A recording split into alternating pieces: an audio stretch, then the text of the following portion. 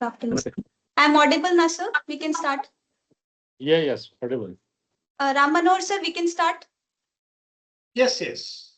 Okay, sir. Thank you. Very good afternoon to respected dignitaries, governing body members of RAV, Director Rashtriya Ayurveda Vidyapeeth, Dr. Vandana Siroha ma'am, Gurujan.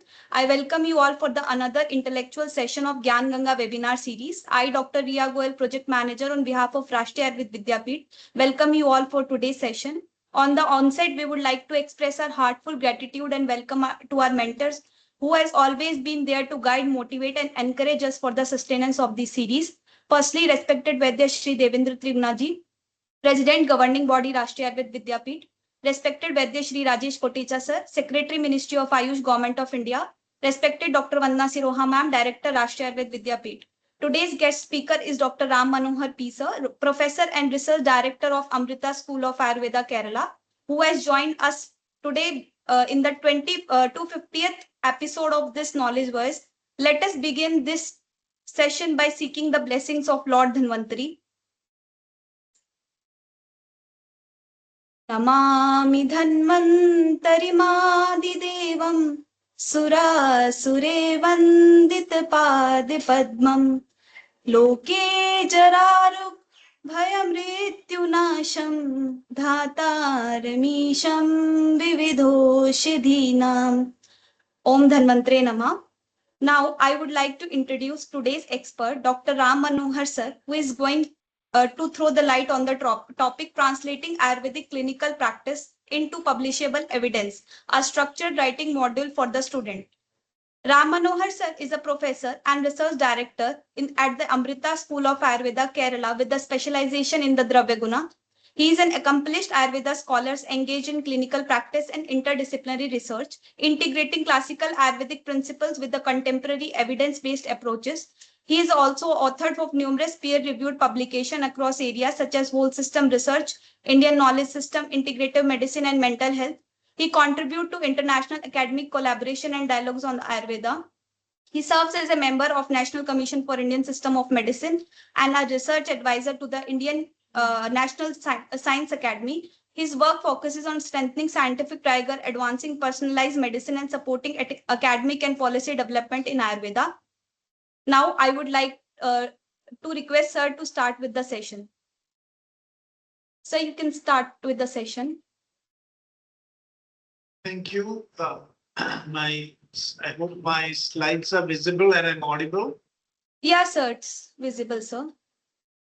So, namaste, pranams to all the dignitaries present. It's an honor for me to join today's Gyan Ganga series, and I would be discussing in the next hour or so a very important topic about how Ayurvedic clinical practice outcomes can be converted into publishable evidence. So it's basically aimed at the students, especially those who are learning from our esteemed gurus, who are rich repositories of clinical expertise and knowledge. And that is the irony that we are encountering today, that we have amazing practitioners and remarkable clinical outcomes in routine clinical practice, but they remain invisible. I have no hesitation in stating that the wealth of clinical experience of our gurus and the esteemed clinicians have the potential to generate a strong evidence base for Ayurveda, much more than what can be achieved by complex clinical trials. So today's discussion is how the students who are learning from the Shishyas, who are learning from the esteemed gurus, can actually use that opportunity to convert the clinical experiences that they are gaining into publishable, documents, and that will build a strong evidence base for it. I would like to highlight that I'm today not really talking more about the modern research methodologies, but how Ayurvedic way of thinking, that is the richness of our clinical practice, how that can be represented in scientific discourse. So with this introduction, I'd like to first highlight the problem. Ayurveda produces rich clinical outcomes, but the problem is poor documentation, weak publication output. And in the process, it's not just that Ayurveda is not showcasing evidence, there is loss of clinical knowledge because it's not getting documented. So the central question is, how do we convert complex Ayurvedic clinical reasoning into publishable scientific evidence? When we think about publishing Ayurvedic practice, we are just thinking about before, after treatment, what happened, the patient got better, but that is very mechanical. It doesn't really bring out the richness of the Ayurvedic way of thinking.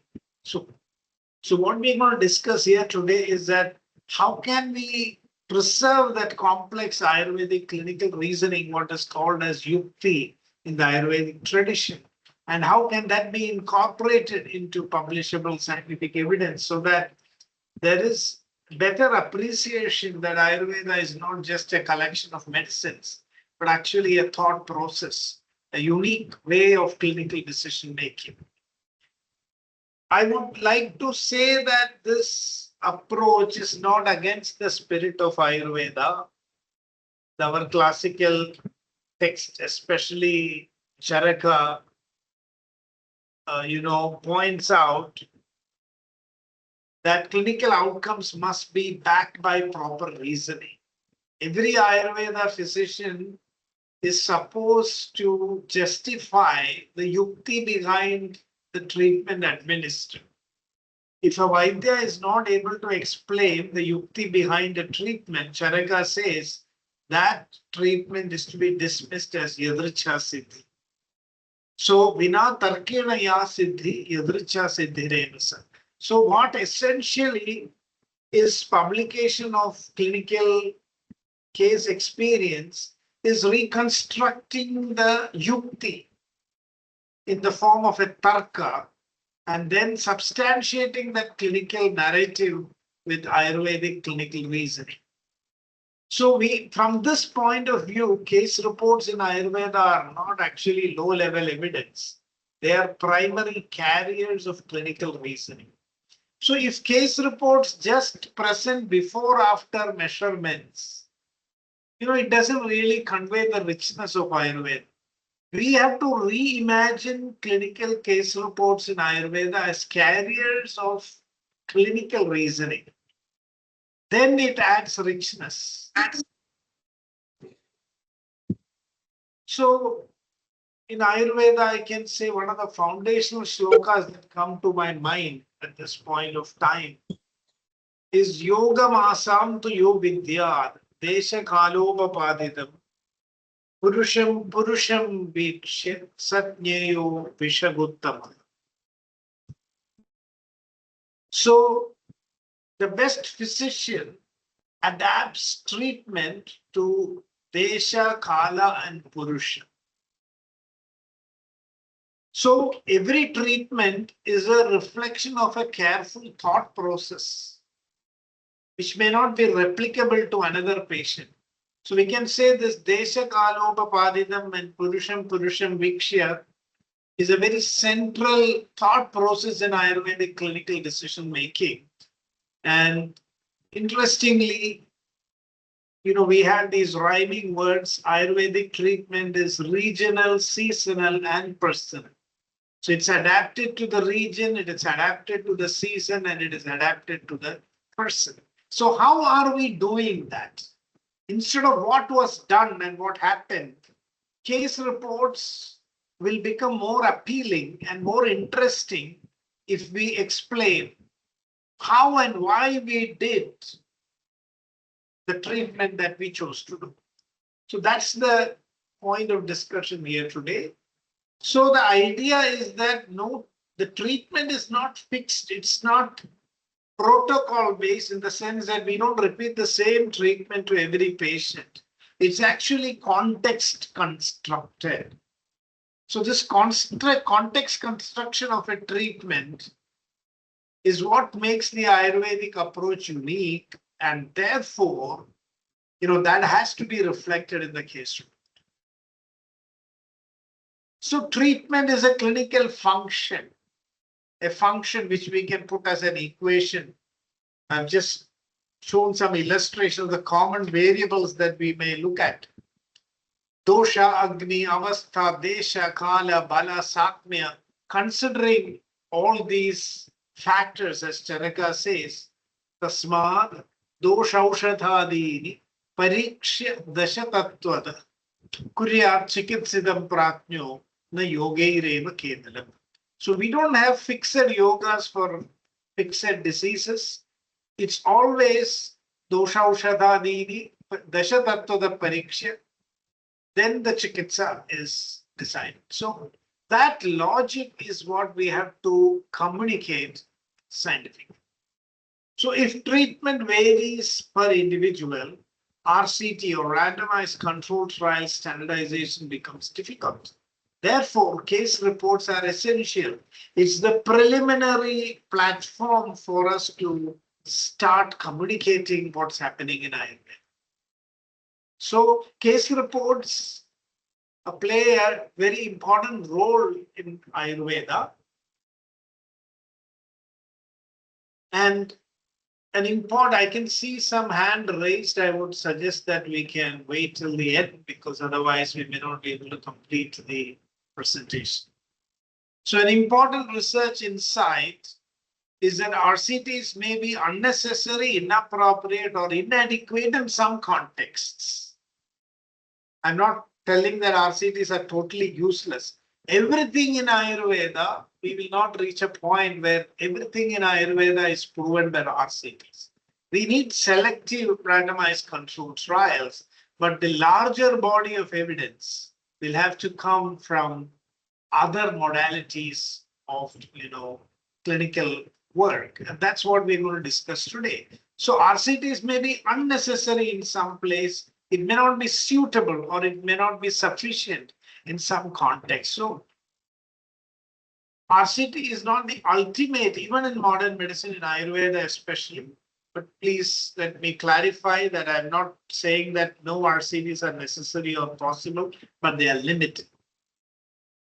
So the key argument is that even observational studies can reflect real world practice and they can capture complexity much better. RCTs, reduce complexity because we reduce variables to one or two. We have one medicine which we are testing. So when we come into the RCT model, we lose the complexity of Ayurvedic practice, which is the hallmark of clinical practice. So they are suitable for traditional medicine. When we want to do an RCT, we have to simplify our treatment protocol so that we can do an RCT. So RCTs normally don't represent how Ayurveda is actually practiced in the clinical setting.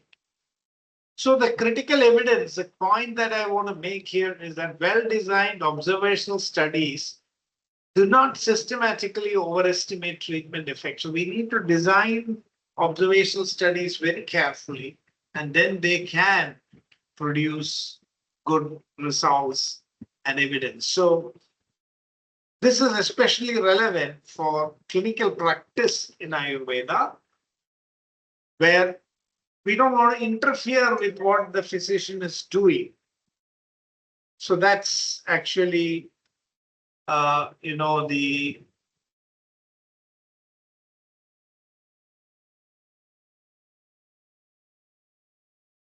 the advantage of an observational study design. We are not interfering with what the physician is doing. The physician has the freedom to modify, adapt, assess, and take decisions individual by individual.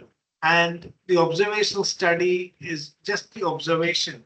It just makes very careful assessment of what is happening. And then the physician has to explain the how and why behind what was done. So case reports are structured observational studies, and therefore they are scientifically valid when well designed. So we are today looking at how we can design, such documentation carefully. I want to give 4 illustrations. See, sometimes the choice of a medicine depends on the doshic involved. The disease may be the same. So here is an example, a child with high-grade fever, not responding to classical formulations and paracetamol. So we give generally what is given, maybe Sudarshanavati, or if it is in Kerala, maybe Amrita Arishtam or Vettumar and Gudika, and nothing is happening. Even paracetamol is only producing a brief respite of the fever. And then the Ayurvedic clinician makes an assessment that the child is exhibiting yawning and excessive incoherent speech, Jrumbha and Adivaktum. And this gives us a clue, Jrumbha Adivaktum Chalat Sapittat. So this means that the fever has a Vata Pitta dominance with Jrumbha and incoherent blabbering speech. It's a Vata Pitta Jwara. So instead of giving our routine medication, this is why in Ayurveda we do not have a medicine for a particular disease, not even for fever. Drakshadi Kashayam is given, and where other medicines did not work, like Sudarshanam, Drakshadi worked because of the doshic, Vikalpa, dosha Vikalpa here. So there is no rebound, the fever subsides. So this logic or reasoning should come into our case. So we have to say that in this case, we explicitly mapped a particular symptom to a dosha. And the drug selection was based on that presentation and the assessment of the dosha. So why was Drakshadi chosen? Because it was Vata Paitika Jwara. So Phando Himova Drakshadir Jayatya Anila Pittajam Jwaram Madhyatayam. So it is mentioned very clearly. So in this way, our case report will become richer when the Ayurvedic logic is very clearly explained. Here is another situation where the dosage form makes a difference. The Kalpana determines the outcome. So here is the same Drakshadi Kashayam, alcohol-related chronic fever, poor response to routine medications. In Ayurvedic,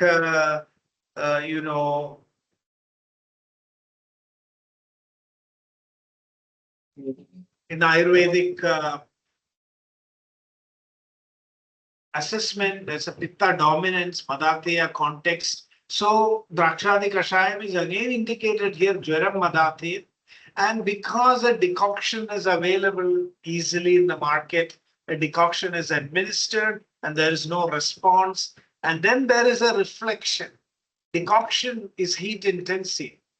Even though the formulation was chosen correctly, perhaps because the decoction was not given, it did not work in this particular patient because of a excessive Pitta dominance. So Ando Himova Drakshadi, the text itself says that it should be given as Hima, cold infusion. So when the intervention is revised, cold infusion is given, the fever subsides within a few days. So this kind of reasoning should be documented in the case report. This can sometimes have tremendous scientific implications. Who got the Nobel Prize for discovering artemisinin, had a similar experience of the Kalpana when they found that different extracts of Artemisia annua was not yielding results against malaria.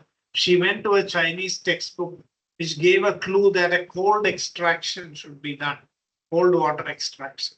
And when she did that, she got a fraction that was active. So case reports must document why a formulation form was used, why Shita Kashayam was given, why Drakshadi was chosen, but only in Shita Kashaya form. So these kind of reasoning is what makes Ayurvedic clinical reporting unique. Of course, we need the scientific framework also. Outcomes, I will come to that.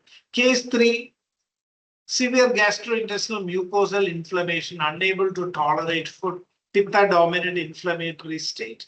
Dadibadi Grida was given. When it was swallowed, it caused aggravation. And then the clinician thinks of the principle Gridam tu pitte bhyadige lihed vata dige pibed. So licking the ghee instead of swallowing it, gradual exposure and better pitta shamana and local action. And there the patient responded much better. So the mode of administration, why a medicine is made to be licked sometimes, why these are all the unique aspects of Ayurvedic personalization that can only be captured in well, constructed case reports. Another case, Avastha, these are all from clinical experiences, but very briefly constructed here to give a, just as an example. In a post-diarrheal phase, severe abdominal cramps and spasm, Vata Atisara moves to a Vata dominant state of Koftashula called Bimbishi.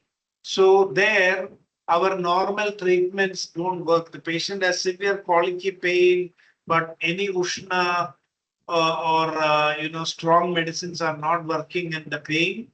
And the textbook gives us the clue, Vayuashraye Satailehi Bimbishi Navatishtati. O Nishtanan Pranali Postashuli, Nandar Bahis Taila Varunyatisya. So the clinical reasoning is Vata localization in the gut spasm requires Snehana. Maharaja Prasarani Taila is given and rapid relief in the cramps. So the disease stage, according to that, the medication has changed.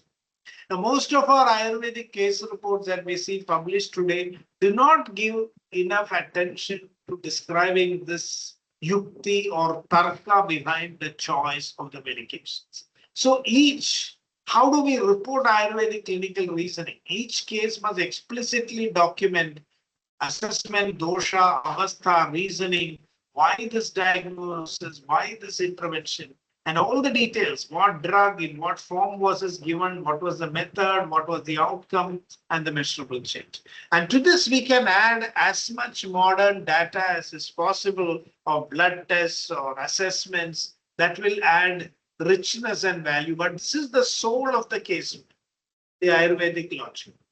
Now, I want to take us a little bit beyond case reports. There are other methodologies, and I would like to bring your attention to the work of Bertrand Gras and his colleagues, where he has a very nice commentary beyond the myth of expensive clinical study, how traditional medicines can be assessed using simple frameworks, which are very relevant for people working in clinical practice. An ideal situation for the RAB, Guru Shishya program, where a host of students are in a learning mode. And if they use these critical frameworks to assess the outcomes of treatment, then we can get very interesting, evidence and clinical data. So 3 practical study designs. I was so far talking about case report, but you can improvise the case reports into 3 practical study designs, what Bertrand Gras calls as retrospective treatment outcome, RTO design, comparison of prognosis and outcomes, CPO, and prospective dose escalating design, that is PDE. So in the next few minutes, we will quickly look at these 3 designs and how they can help us to construct, evidence from routine clinical practice. So RTO, or retrospective treatment outcome, is which treatment works best in practice. So here what happens is you analyze past cases and correlate treatment with outcome. So if we have treated 10 to 15 patients with the same disease or very similar presentation, and you have tried a few options and you want to know which one works better. For example, there are same Vata Pitta Hara medications. Vidaryadi is also Vata Pitta Hara and Drakshadi is also Vata Pitta Hara. But when you compare, you may see that when addition Brahmana is needed more, maybe Vidaryadi is better. And when Prasadana and Pitta Shamana is needed more, then Drakshadi may be better. Vidaryadirayam Hridyo Brahmano Vadapittaha. Whereas Drakshadi is Pando Himova Drakshadar Jet Kanila Pittajam. The context, although both. So in this way, based on actual clinical experiences, using the RTO method, we can demonstrate the minute differences between different formulations, having apparently similar implications and indications. So now RTO, retrospective treatment outcome study, identify which treatments are associated with better outcomes in real world practice. So which Ayurvedic intervention, you can even look at, single drugs, but this is not exactly an Ayurvedic methodology. Still, I'm just to demonstrate the concept. If you have treated 120 recent fever cases, recall all the treatments used, Drakshadi, Sudarshanavadi, home remedies, mixed care.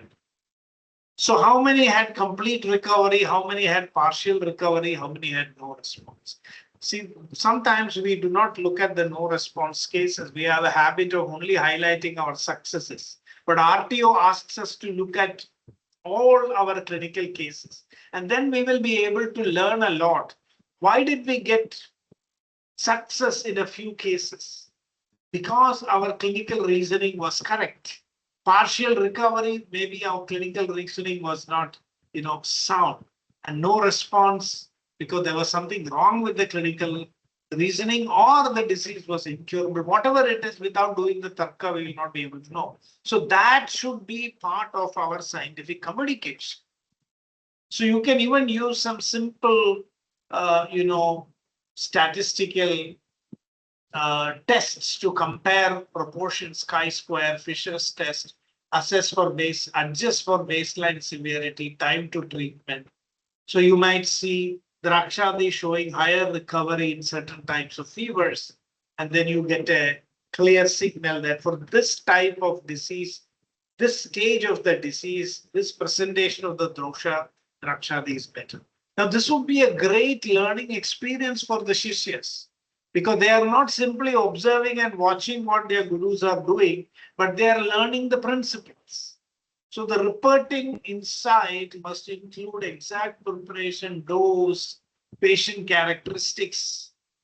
So RTO converts routine clinical records into publishable correlation evidence. So here you can see 75% remission with Drakshadi, 20% partial and no, Sudarshana 40-40-20. So this is the way we will get the difference. And then when we analyze and find out why more people responded to Drakshadi, we will get a better idea on how to use these medications. Now, if you look at Amavata, whole system Ayurvedic treatment, you could have Lankana plus Ruksha Swedana plus Simhanada Gugulu as one package, Deepanapasana with Snehabana and Videchana and Vasti, or only oral medications. So in different situations, we may have given different treatments due to constraints or practical, limitations. And you can do the comparison, which group showed maximal improvement. So here you can see that it is the group which also received Virechana and Vasti having a better outcome. So which shows that not all Ayurvedic treatments show the same effect in Amavata. A particular sequencing of the treatments is what produces the best effect. So incorporating Virechana, Vasti, Deepanapachana altogether is better than the other packages which are much more limited. So in this way, this is also called as comparative effectiveness studies. We will be able to extract a lot of interesting protocols from what the clinicians are doing, which are lost when we come to RCTs, because there only one medicine is taken and tested for a disease. Whereas when we are with our gurus, you are seeing diverse practices. The gurus' yukti is, working, and you can see according to patients, various modifications are made, and all of them could be identified as patterns and clear pathways of clinical decision making, and that's what should be published. So compare packages, not individual drugs, adjust for severity, disease duration. So package B is sequenced Panchakarma plus oral Dutch was most effective. So the key reporting principle is document the full treatment pathway and including sequence and transitions. So that is a brief overview of, the RTO, retrospective treatment outcome, which is a very practical thing. If good documentation is done, all we need to do is look at all the cases, but take the failures, take the moderate success, and take the big successes also. Then analyze them, and then we will get and identify these patterns. And these can be published as very interesting clinical narratives. CPO is the design comparison of prognosis and outcome. So, for every disease, there is what is called as an expected prognosis. So, for example, in psoriasis, they would say this is how the disease is expected to progress. In cancer, in this condition, if the patient presents, what are the chances of their survival? How many people will survive up to 5 years? Or will this particular patient, what is the prognostic outlook? So we are comparing our outcome with the expected prognosis. So if a patient who is expected to die in 7 days lives for 8 months after Ayurvedic treatment, it means our outcome was better than the prognosis. So the prognosis becomes the control. So this is called as the CPO design. So does Ayurvedic treatment achieve outcomes comparable to modern medical expectations? So step one, you have to give a prognosis. You will need a modern clinician here. And that's a little bit of a limitation. You can check with a modern clinician, given this presentation of the patient, what is the expected outcome, even with the best treatment available? Is it good outcome or mild improvement or no cure? Then you give your Ayurvedic treatment.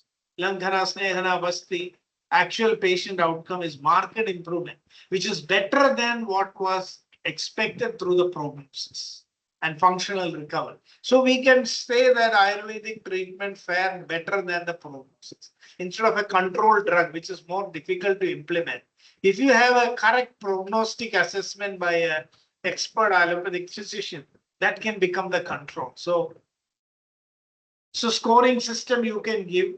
+2 is much better than expected. +1 is better than expected. 0 is as expected. -1 is worse than expected. So prognosis 0. Expected improvement is only 0. But after Ayurvedic treatment, you got +2, which is significant discovery. So Ayurveda outperformed expected modern prognosis. But here the baseline prognosis must be documented, and it should be done by an allopathic clinician. And then you must have a proper outcome assessment. And so CPO captures comparative effectiveness in real world settings, especially when we are making claims for diseases like cancer. It is good before starting the treatment to get a prognostic assessment done by an oncologist. So what is the oncologist saying? Okay, this patient with this condition is expected to only live for 15 days or at 1 month at the maximum. And after Ayurvedic treatment, the patient lives for 2 years. And then, this is a significant change. And when we are able to show that repeatedly this is happening, then, we get a signal that Ayurveda is up to something. CPO, or, comparing prognosis outcome with multimodal individualized care, assessing whether Ayurvedic individualized treatment outperforms expected outcomes. So somebody coming with IBS, Grahani spectrum, baseline prognosis is chronic fluctuating course, symptom control is possible, not cure. Then we give Ayurvedic individualized packages to different patients. Some people get Deepanapachana, some get Takara Kalpana. Phase 3, the same patient gets through all these phases. Deepanapachana, Takara Kalpana, Grahani specific diet and lifestyle. And the outcome is symptom resolution, stable digestion, no relapse, CPO scoring. Prognosis was 0, moderate improvement expected, but the outcome is +2. So multimodal Ayurveda exceeded expected prognosis. That is how we must report. Don't make a claim that Ayurveda is better. So better than modern medicine, or it is proof that we have to say that multimodal Ayurveda exceeded expected prognosis. So that means that with comparing the prognosis of the disease, we can begin to show from clinical practice how Ayurveda is powerful. Next design is the PDE design, prospective dose escalation study. The purpose is to demonstrate dose-response relationship of a traditional formulation. So the typical question is, does increasing or decreasing the dose improve clinical outcome? Charaka tells us, Alpasyavi Maharthatvam, Prabhudasya Alpakarmada, Kuryat Samyoga Vishlesha Kala Samskara Yuktibi. Alpasyavi Maharthatvam. Sometimes you can achieve a big outcome with a small dose. Sometimes Prabhudasya Alpakarmada, even when you give a big dose, the effect may be minimal. So dose relationship study concept is there in Ayurveda. Unfortunately, today we have standardized doses. I mean, made it too fixed. Everybody, like in Kerala, everybody we give 15 ml or 45 ml kashayam. But from Ayurvedic point of view, matra ki agnima pekshade, we have to look at agni, so many factors. So we can have 3 groups receiving low dose, medium dose, high dose, and similar baseline BP, similar age range. And you can see some people low, medium, high dose, and mean BP reduction is increasing with increasing dose. So when we see this for maybe early hypertension, of course, we cannot experiment with advanced malignant hypertension. We might be able to optimize the dosage needed in a particular patient. So here we can do a little bit of statistics, even though this is from clinical practice. We can do ANOVA, look for trend, and show a clear dose response relationship. So this, because Ayurveda says matra kalashraya yuktihi. Yukti is based on deciding the correct dosage. So that is why the PDE design is so important to demonstrate our yukti. So individual titration. So exact dose, duration, safety observations. So we might even modify the dosage in a person based on the response that we get. And this can be a discussion in your clinical report, clinical article. PDE with multi-modal treatment, intensity model, demonstrate response to increasing intensity of a treatment package. So one group has intervention, other group has diet and walking, third group is diet plus herbal drugs with Udvartana, fourth is diet plus drugs with Udvartana plus Viraj. So now we are wanting to know whether all of these are necessary or not in a particular patient. And you can see that when you combine, the weight loss is higher and HbA1c reduction is higher. So we see that a combination treatment is actually more productive. So increasing intervention complexity, better outcomes. Demonstrate that there is a package response relationship, not just dose response. So define treatment intensity levels very clearly. That is a key point here. So these are all the rich aspects of Ayurvedic clinical practice that we need to capture and communicate through scientific communication. So when you have advanced RTU, retrospective treatment outcome, component analysis within packages. So which components within multimodal care drive outcomes? For example, skin disorder, Kushta, we may have a collection of patients. So the students can look at all these case reports and ask these questions. How did the patient receive Shodhana? Yes or no. Rasayana? Yes or no. External therapy? Yes or no. And categorize the patients into groups that received Shodhana, did not receive Shodhana, and then see how they compare. And what is the improvement rate with Shodhana and without Shodhana in similar patients? Because in clinical practice, sometimes Shodhana may not be feasible or for some reason. So we are able to get these signals when you do this analysis of the clinical cases. So we come when this is just an illustration. Sometimes Shodhana may not be necessary in a lot of patients. So you will find that adding Shodhana did not really make a big difference. So then you might say that in such conditions, such avasthas, Shodhana may not be necessary. But in our illustration, Shodhana likely contributed significantly. So multimodal studies can still identify key drivers within complexity. So we move from which drug works to which combination, sequence, and intensity works. That is the way Ayurveda thinks. So our clinical reports should bring these elements very, very clear. So how do we report multimodal Ayurveda in research papers? Each case report must include the components, the drugs, the procedures, the diet, the sequence, what was given first, what changed over time, why it was changed, what was the intensity in which it was given, mild, moderate, or intensive, what adaptations were made during the treatment, what was modified and why. This is the soul of a good Ayurvedic clinical case. So how do these designs strengthen Ayurveda?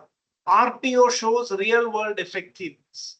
CPO shows comparative performance.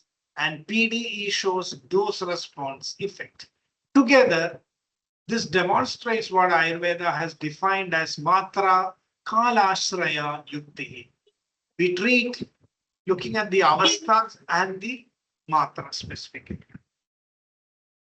So the final takeaway at this point, now in the next part, I will discuss how we should actually write the papers. Ayurveda research should study therapeutic systems, not isolated interventions. At least when we are with the gurus and clinicians, please don't take one medicine from what they are doing and then try to see if it is effective in one disease. The unit of analysis in Ayurveda is not the drug. It is the treatment strategy. Highlight more the yukti that the clinicians are using and bring them into scientific discourse. Now, before we conclude, I wanted to give a quick overview of how Ayurvedic clinical outcomes can be written. So this is what you must keep in mind. Up to now, what I said is don't lose this richness of Ayurveda when you are writing a clinical paper. The core principle is that publishable evidence in Ayurveda requires making the clinical decision process and study design explicit. Before writing, explicitly state whether you are going to write a case report or a RPO, retrospective treatment outcome, or a CPO, or a comparison of prognosis and outcome, or a PD, dose intensity response study. The title must reflect the condition, the intervention type, the study design. For example, these are good titles: retrospective treatment outcome study of multimodal Ayurveda management in Amavata. Now, this could be a collection of cases from a very experienced clinician, where you are looking at few cases that may not have responded well, few that responded moderately, and a lot that responded very well. And then you do a comparison and give the reasoning and logic with measurable parameters as to why which treatment worked better. Comparison of prognosis and outcome in patients with Grahani treated with individualized Ayurveda. Here you will demonstrate how the patients responded better than the expected prognosis with Ayurvedic treatment. And a prospective dose response study of multimodal Ayurvedic intervention, metabolic symptom, how adding more components, adjusting the dosage gave you a more optimal result. And this way we can demonstrate the utility of Ayurveda. Now the abstract structure, whichever type of study you are doing, the abstract should have a background. It should clearly state the objectives and explain the method. If it is a case report, you have to follow care guidelines. I'm not discussing that here. Care guidelines you can study. But what additionally needs to be added from Ayurveda is what I'm discussing here. Explain the method, then give the outcomes, the results very clearly. Don't write an abstract like an introduction.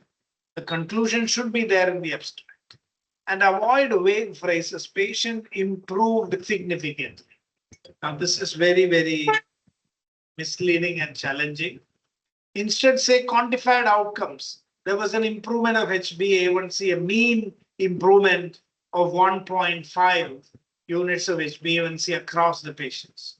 And that will be a better way to tell the conclusion rather than making a qualitative and exaggerated statement. Patients improve drastically and all. In the case presentation, what is the most critical part is write in chronological clarity. Tell the patient demographics graphics, chief complaints, timeline, previous treatments. And what is mandatory, this is not there in the care guideline, is Ayurvedic assessment is mandatory.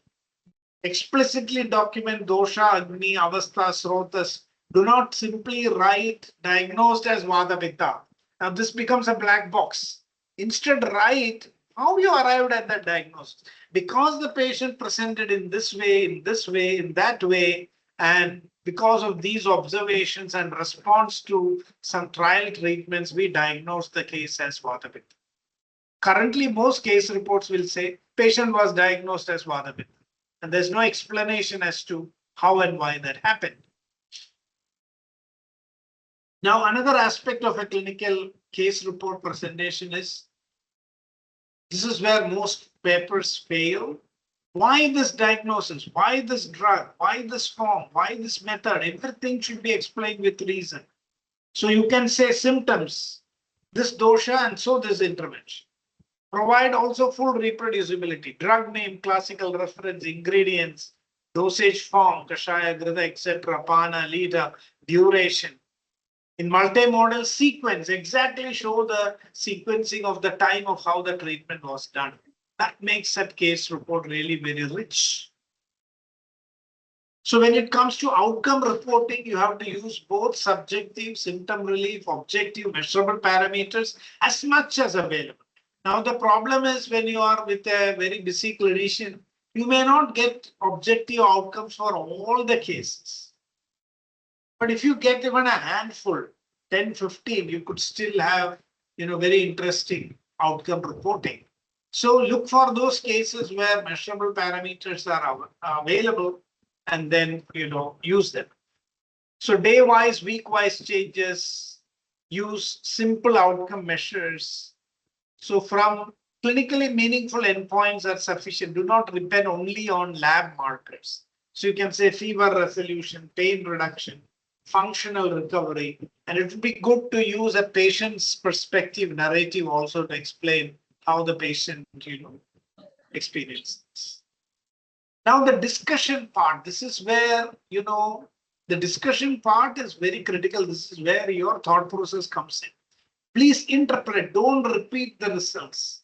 Include your ideas on why this is where our yukti or tarka, the discussion part should be the Ayurvedic tarka. Why the intervention worked, comparison with standard care linked to classical references. Mention that case reflects real world observational evidence and bring it in alignment with observational study logic, practice-based evidence. So acknowledge, also put your limitations, acknowledge that it is a single case, there are no controls, there's a need for further study.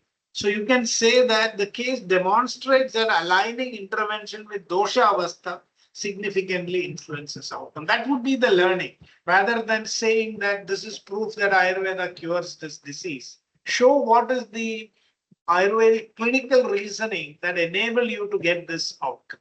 That will make the case, interesting. Now, writing style guidelines use clear clinical language, minimal narrative. And what is biggest problem is many case reports are rejected just because of overclaiming and big philosophical generalizations. The common mistakes are you just give the outcomes and outputs, no reasoning is there. Dosage form details are missing. Sometimes there's no timeline or overgeneralization. So we must share the thought process and say that, this is a insight that certain way of thinking in Ayurveda is enabling us to bring these results. And you should accept that larger studies are necessary for conclusive evidence. That's fine. I mean, when multiple case reports come, it will build up and create a threshold. So reasoning should be explicit, intervention should be reproducible, outcome should be clear, and discussion should be analytical, and also make sure to follow care guidelines. Now in RTO design, study design should be there, retrospective, observational, inclusion criteria should be there, time-bound recall, clinical. So because you are looking at clinical records, the data source must be disclosed. Explain the treatments very clearly and whatever outcomes, how have you measured it? You cannot do RTO when the same outcomes are not applied across the cases. So that's a little bit of a limitation. In a case report, you can do when you have a single case with all good details. An RTO, when you have a collection of cases, case records with sufficiently good data which are comparable. So in RTO data presentation, you must use tables, treatment package, number of patients, how many achieved complete recovery, how many partial, how many no response. And then you can build your discussion out an argument on why some people responded better. You can compare the outcomes across groups and adjust for severity, time to treatment, mixed therapy. This is important because every patient may not have got presented in the same severity. So we need to make that adjustment. Sorry. And then we can find out which package or which protocol actually worked better and why. So the key writing rule is that clearly describe what exactly constituted each treatment package and for which avastha, which patient, which condition that was actually talked. Now we come to CPO, which is the comparison of prognosis and outcome. How prognosis was defined? Was it by a clinician?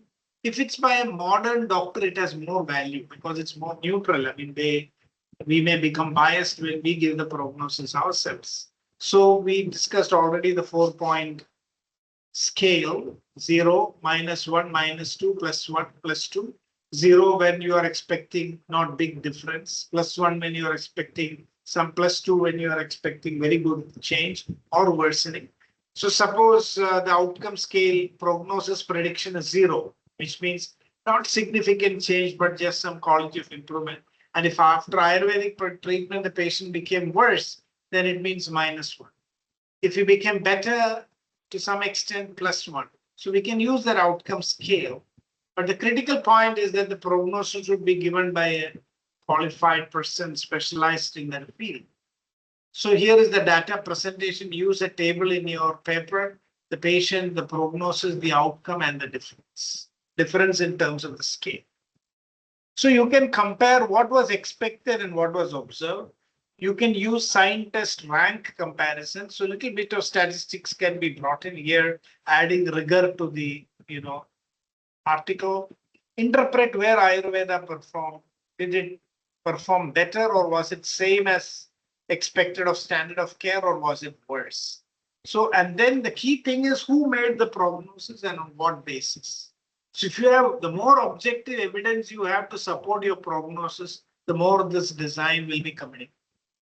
Now, finally, the PDE method section include prospective design because the RPO is retrospective. CPO is kind of, an imaginary comparison with the prognosis, and PDE is prospective.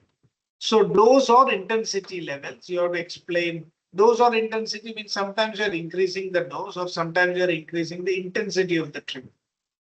Here you have to mention the inclusion criteria and outcome measures. So here in the data presentation, you will say group 1. What is the intervention level? What dose? Low dose, high dose, or high intensity, low intensity? And what was the outcome? And this will enable us to clearly understand,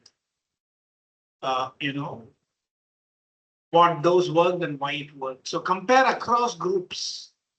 Show an increasing or decreasing response or no response when you are adding the dose, which will enable you to understand that there's no point in increasing this dose. So we have to really focus on the dose response or intensity response. It's basically for matra or chikitsakram. So here you will have to define what is low, medium, and high intervention means. And then finally, the common writing elements for all designs. You have to define the intervention properly, drugs, procedures, diet, sequence, even in group studies, why this intervention, how patients were classified as much as possible, the Ayurvedic logic, classify, segregate the patients, use clear categories, measurable endpoints, show the time-based changes, and some minimal statistics can add value, like proportions, mean differences, basic comparative tests. No need for making it too complex. These are all good ways in which from clinical practice we can create compelling narratives. Ethical and practical points should also be followed when you are publishing. Sometimes because of these papers are not accepted, informed consent, real world setting is acceptable, safety monitoring, include clear inclusion criteria, how the data was collected, make sure the original data can be examined. Many journals may want to do that. Don't mix designs without clarity, choose the right design, define the intervention very clearly. If there are confounders, adjust for them.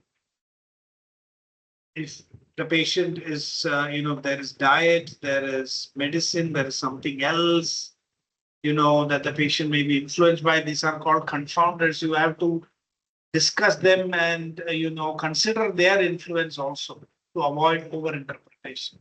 So now the final synthesis, the design case report. With case report, you can present deep clinical reasoning. With RPO, real world effectiveness, I'm repeating this again. With CPO, comparative performance, and PDE, causal inference of dose intensity relationship. So this is the overview of our topic today. And with that, yeah, I was told to speak in 1 hour. I think we have 3 minutes left. So I know there's quite a lot of things that we discussed, but I hope an overview was obtained. There are more details under each category that, that would take hours and days to discuss. The idea was to introduce a framework, and I hope that has been helpful, especially in a clinical practice context. Thank you. Thank you so much, sir, for a wonderful session. Now the session is open for discussion. If anybody is having doubt, they can ask.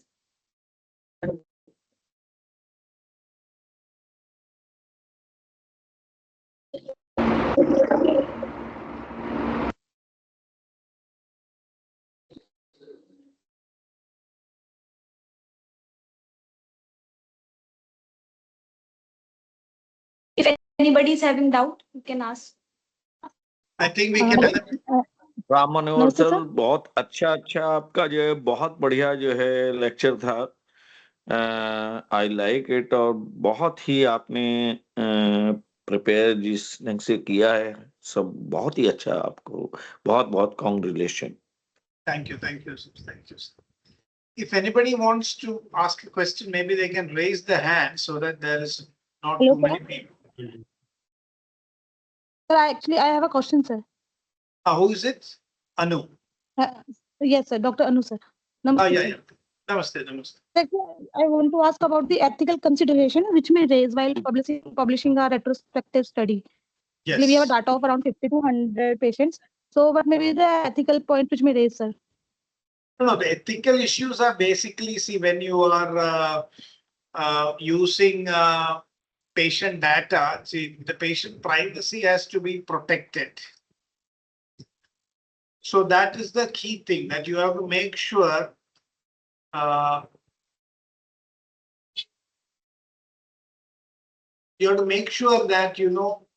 no personal identifying information of the patient is leaking. That is the first ethical consideration. Then it would be good that you get a consent from the patient when they are undergoing treatment itself, that your data that we are collecting may be used for clinical publication for the benefit of society.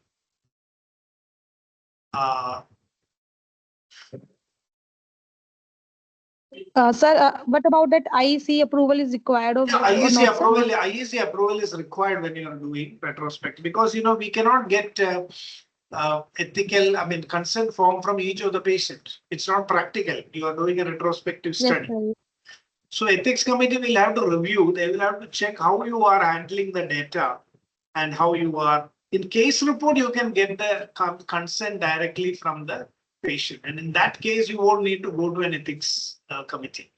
But in a retrospective study, you will have to do that, because you cannot trace all the patients and get consent from all of them. So actually, we are from if there is a private clinic, so it is possible for them to go for a retrospective publication, sir. Yeah, it Because is possible. You have to, get hold of a institution right. where, one idea is that to have, I know some private clinics also who have constituted ethics committees. But Okay, sir. otherwise, you have to approach a nearby place where they will, function as an ethics committee for you. They may have to do some paperwork for that, and then it can Okay, be sir. done. Thank you, sir.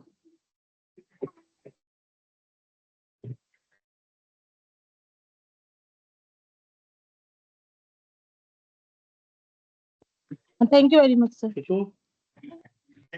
I hope your doubts are clear. Yes, sir.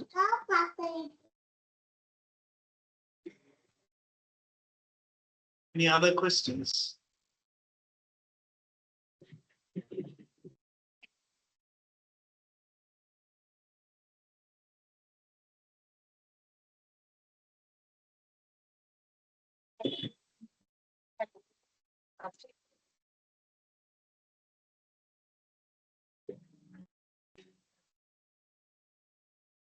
Anybody else having doubt?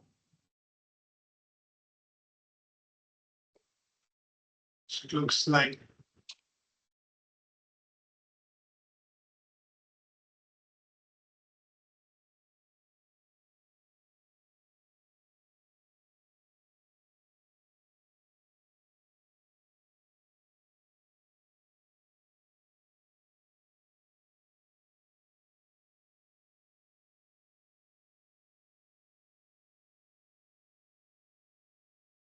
these are, kind of new designs. So I was expecting that people may need some clarifications, but it looks like no questions.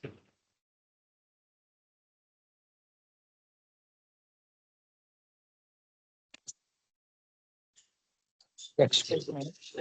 So, what are your guidelines about research and different types of research cases?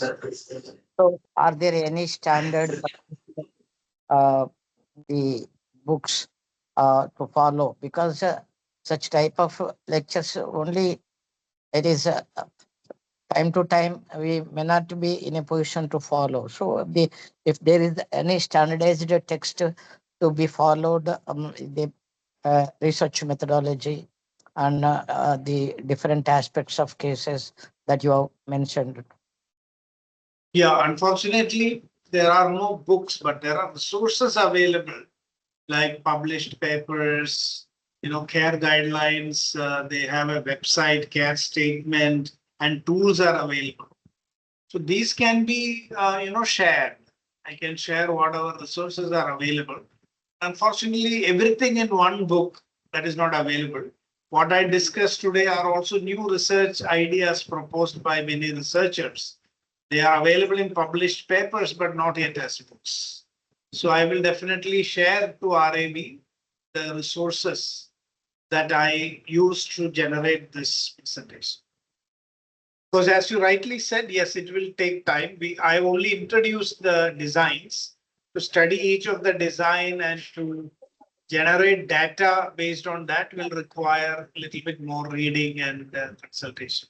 So Yeah, because this question I posed you because the several lectures have been delivered on the research methodology, but there is the variation from presentation to presentation by the various personalities. There are the different views are presented. So that is the reason why then if some standard the literature is available the on different it is globally acceptable, so that will be more useful for the researchers, either private practice or institutional. Of course, institutional there is a the research methodology is a part and parcel of post graduation, but when we go for a publication in a standard journal, then we must be aware of all points. That is what I wanted to know. Yes, yes, yes. That is true. See, it's a research methodology is a vast topic. Today, we have discussed only about how from clinical practice we can generate, outcomes.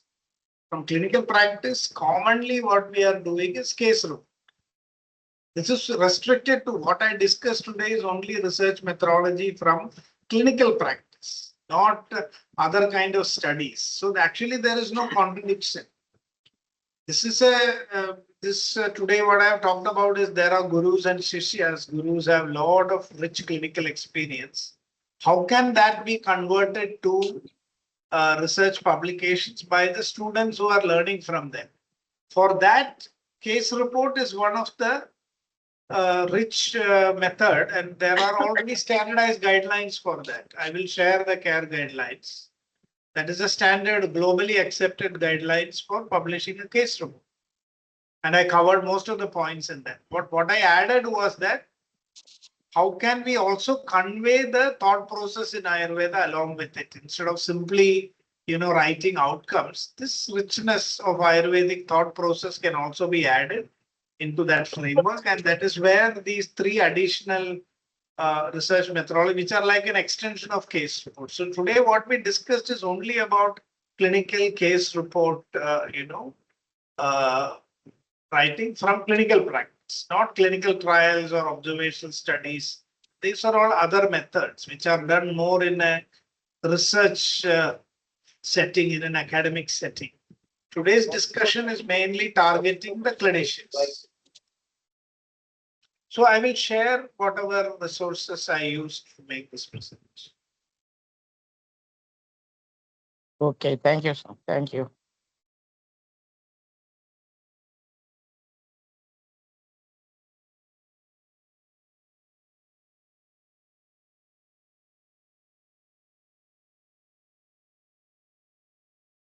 Sir, in comment section also some questions are there. Okay, let me have a look. Yes.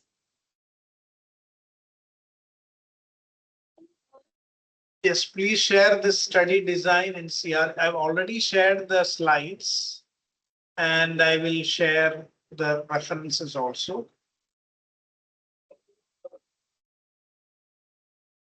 Yes, there is Arun Kumar Shastri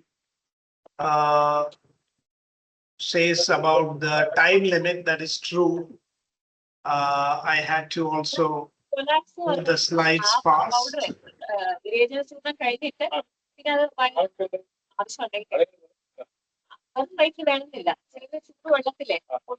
Others are requested to please mute their mic.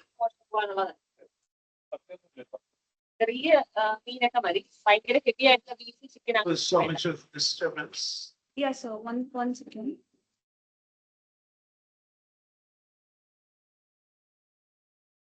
Okay, so yes. So what we see that when we have only a 1 hour window, then only the topic can be introduced and some interest can be generated.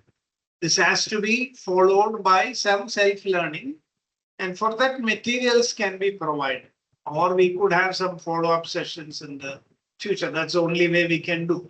So these small 1 hour sessions, the goal is only to introduce the topic, not to go in depth. If you want to go in depth, then we will need to hold a workshop, maybe 1 to 2 day workshop, and then do hands-on, and that's the way things work. So with a short introduction, to follow up, we can add. So that somebody has asked for the PDF presentation to be provided. Can be shared. I have shared the slides. I don't know what is the policy of RAV, that it can be converted into a PDF and shared.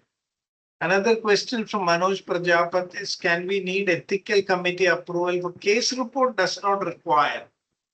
So only the RTO or other group patient research. Case report requires informed consent from the patient. That is very critical. But you don't need to go to a ethical committee to approve it, because you can get the clearance directly from the patient. And then you have to follow the CARE guidelines. care guidelines, case report guidelines. There are about 13 criteria, topics, and 30 items that you must fulfill when you're writing a case. That is it. So I think with that, we covered the chat messages also. Thank you, sir. We'll wind up, sir. Yeah, okay. Okay. On behalf of the organizing committee, I would like to thank Dr. Rammanohar sir for delivering such an insightful session. I would like to extend my sincere gratitude to our mentor Vaidya Devendra Tugnaji, President Governing Body Rashtriya Ayurveda Vidyapeeth, for his continuous support, guidance and blessings. I would like to thank our director Dr. Vandana Siroha ma'am, who is guiding force for all the events of RAV. I would also like to thank Vaidya Rajesh Kotocha sir, Secretary, Ministry of Ayush, for his participation and encouragement in all the endeavors of the RAV. Most importantly, I would like to express our heartfelt thanks to all the Guru, Sishya and other scholars for their presence and active participation for making this webinar a successful one. Last but not the least, I would like to thank each member of RAV organizing team who worked behind the stage to make this session a successful one. Thank you one and all. Sir कुछ बोलना चाह रहे हैं जी sir sir नमस्कार नमस्कार नमस्कार आपके सुंदर उद्बोधन के लिए बहुत बहुत बधाई और साधुवाद आपको। आपने जो व्याख्यान दिया बहुत ही प्रेरणादायक था, ओजस्वी था, छात्रों को नई दिशा मिली आपके व्याख्यान से और हम राष्ट्रीय विद्यापीठ के हृदय से आभारी हैं, आपका हृदय से अभिनंदन करते हैं, आपको साधुवाद देते हैं। समय समय पर आपके यदि हमको उद्बोधन मिलता तो सौभाग्य होगा हमारा। धन्यवाद। धन्यवाद सर, धन्यवाद।